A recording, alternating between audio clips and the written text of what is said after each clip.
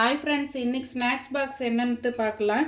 நிலக்கடலையும் வெள்ளை சுண்டலும் நைட்டே ஊற வச்சேங்க. 5 விசில் விட்டுருக்குறேன்.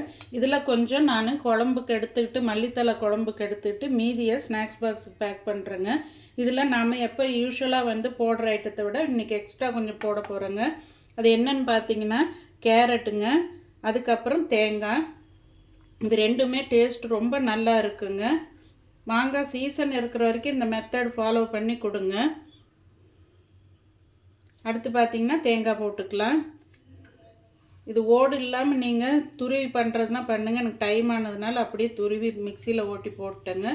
அடுத்தது மல்லித்தலை, அதுக்கடுத்து பார்த்திங்கன்னா மாங்காய் போட்டுக்கலாம். நல்லா இருக்குங்க. டேஸ்ட்டு, இனிப்பு, புளிப்பு எல்லாமே கலந்து இருக்குங்க.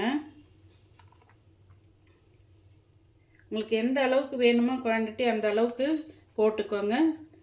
உப்பு ஏற்கனவே இதில் வேக வச்சது போட்டதுனால கொஞ்சமாக சால்ட்டு போட்டுக்கிட்டால் போதுங்க. இது கொஞ்சம் வளர்ந்த குழந்தைங்க சாப்பிடுவாங்க. எல்கேஜி ஃபஸ்ட் ஸ்டாண்டர்ட் குழந்தைங்களாம் சாப்பிட மாட்டாங்க. அதுக்கப்புறம் பார்த்திங்கன்னா கொஞ்சமாக மிளகாய் தூளுங்க, நிறைய போட்டுற வேண்டாம். அப்புறம் காரம் தான் அதிகமாக இருக்கும். அதுக்கப்புறம் இதெல்லாம் ஒன்றா சேர்ந்து வர கொஞ்சம் கோகனட் ஆயில் விட்டுக்கிட்டிங்கன்னா நல்லா இருக்குங்க. காரம் இருந்தாலும் உங்களுக்கு அது பேலன்ஸ் ஆகிக்கும்.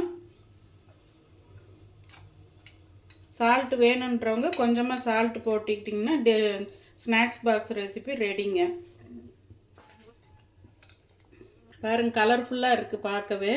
இந்த மாதிரி நீங்களும் டிஃப்ரெண்ட்டாக கொடுங்க. வெறும் சுண்டல் இல்லை ஒரே மெத்தட் ஃபாலோ பண்ணி கொடுக்க வேண்டாம். இது ரெண்டுமே ஈவனாக விசில் விடுறதுனால ஒரே மாதிரி நான் ஊற வச்சுட்டேங்க. ஓகே ஃப்ரெண்ட்ஸ், ஹெல்த்தான ஒரு ஸ்நாக்ஸ் ரெசிபி ரெடிங்க. அடுத்த ஒரு ஸ்நாக்ஸில் மீட் பண்ணுவோம். ஓகே, பாய்.